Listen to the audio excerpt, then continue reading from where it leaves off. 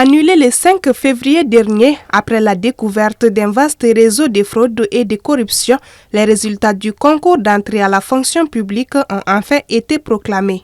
Avant 10 heures, l'heure d'affichage des résultats, le Centre national des concours de la fonction publique était prise d'assaut par les candidats qui, pour la plupart, étaient entre peur et inquiétude avant de lire la tristesse et la joie sur le visage des 10 candidats. C'est ma première fois. Tout dépend de Dieu. C'est le Dieu seul qui décide seulement. Bon, je n'ai pas de mots. Je vous remercie. Ça a été bien. Puisque je l'ai eu, donc je rends grâce à Dieu. Dieu merci. Il y a de cela 2 ans, je l'avais fait, mais je ne l'ai pas eu. Et là, cette fois-ci, je l'ai encore fait, puisque ça a été annulé. Et là, on l'a repris.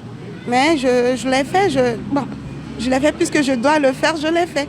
Et Dieu merci, Dieu m'a aidé. Félicitations à tous les autres, à tout le monde. Ouais. J'ai eu l'espoir de le faire cette année parce qu'on a vu que dans ces derniers temps, les choses ont changé. Sinon, auparavant, on ne croyait même pas de la fonction publique parce que c'était de magie seulement. Donc, moi, je suis très content aujourd'hui car j'ai été admis. La nomination d'un nouveau directeur à la tête de la direction du Centre national des concours de la fonction publique après l'annulation du premier concours avait pour but de bien s'assurer du bon déroulement du concours.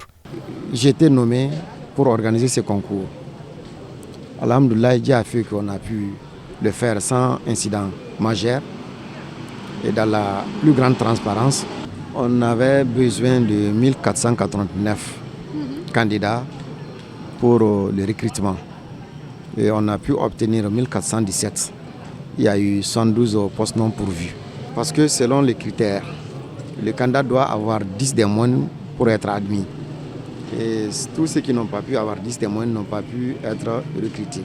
Après cette phase de proclamation, suivra la préparation des arrêtés d'intégration, les services militaires et les affectations des admis.